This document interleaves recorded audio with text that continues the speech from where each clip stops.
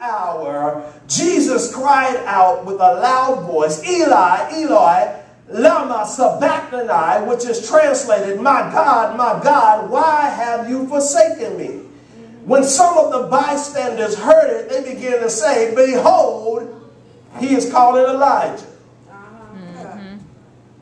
Jesus is crying out to God with all he got, saying, Eli, Eli, lama sabachthani. The folks that's standing by say, hey, he called upon Elijah. Totally misinterpret what Jesus was confessing. My God. Watch this. Be careful about opening up to the wrong people, because they will misinterpret what you are saying and put something else out there. Yep. Some people just misinterpret everything. You could have just stated it plainly. Eli, Eli, whatever you're going through, and they'll just twist it and make what they want out of it. That's right. Yep. Some people just don't get it. Some people just don't understand. And so when I confess what I'm dealing with, I have to make sure that the wrong people don't get wind of it. Right. That's right. Gotta make sure that the wrong people don't get wind of it. Oh my God, maybe I'm confessing that I have a certain problem with something, but they misinterpret it and twist it into something else. Right. Totally missed it, man. They just missed it. Right. Jesus is crying out to God, and they talking about he looking for Eli. He ain't looking for no Eli. He looking for the Lord. Amen. You might say something one way, and it comes back, somebody else take it and twist it and make it something totally different than what you said. That's right. Maybe, watch this, here's an example. You got to be clear about what you're saying too, and avoid slang. Avoid slang, please. If you confess to someone, avoid slang. Here's an example.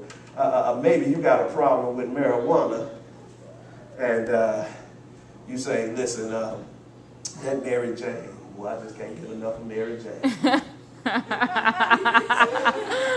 Somebody might come back who don't understand nothing, don't know nothing, and say, you know what, man, I got a problem with a woman.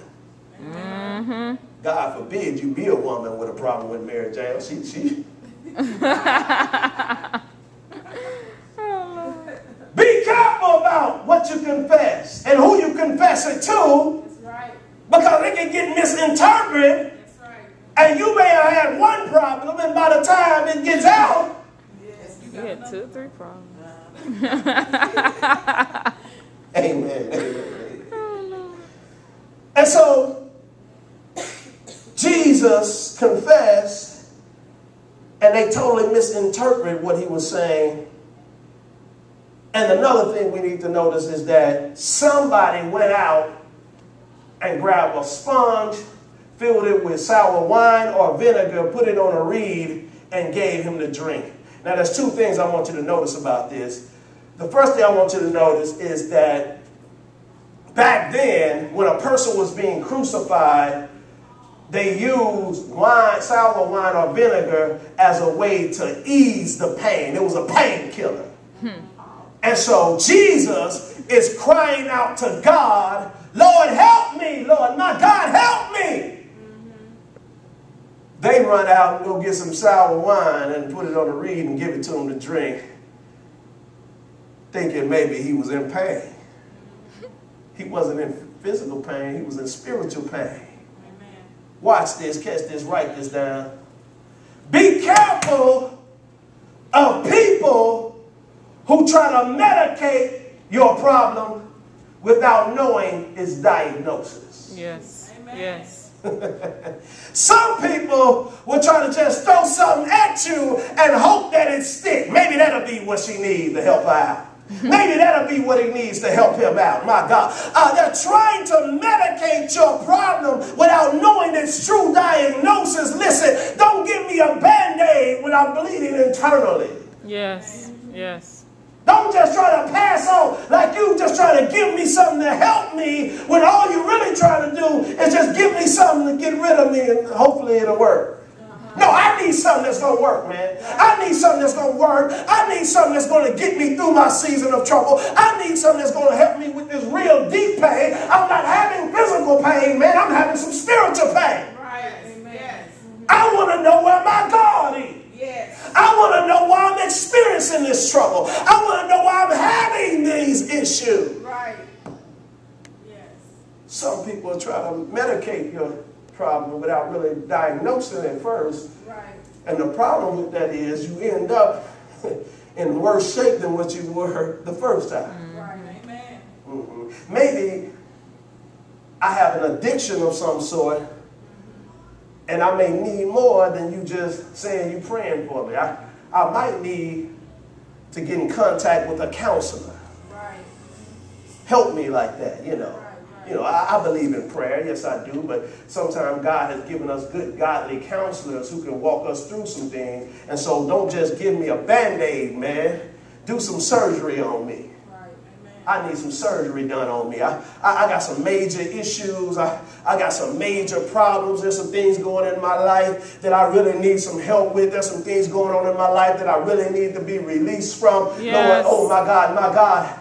Oh God, why have you forsaken me? I just don't need none of your just normal religious stuff. Yes. Right. I need something that's going to break me through. I need something that's going to get me to the next level. Yes. I need something that's going to help me. My God, I need to break through. I need some strength. I got some major problems. I don't understand why I'm in the situation I'm in. My God, Yes. why Yes. has thou forsaken me? Yes. Amen. He wants some understanding. Yes. I'm crying for something deeper. I'm crying for something greater. I got a greater issue. I got a deeper issue. Yes. Don't just pass off anything and hope that it sticks. Amen. And so another thing we need to notice, the second thing about this sponge, is that not only did it dull the pain, but watch this, it would prolong the experience.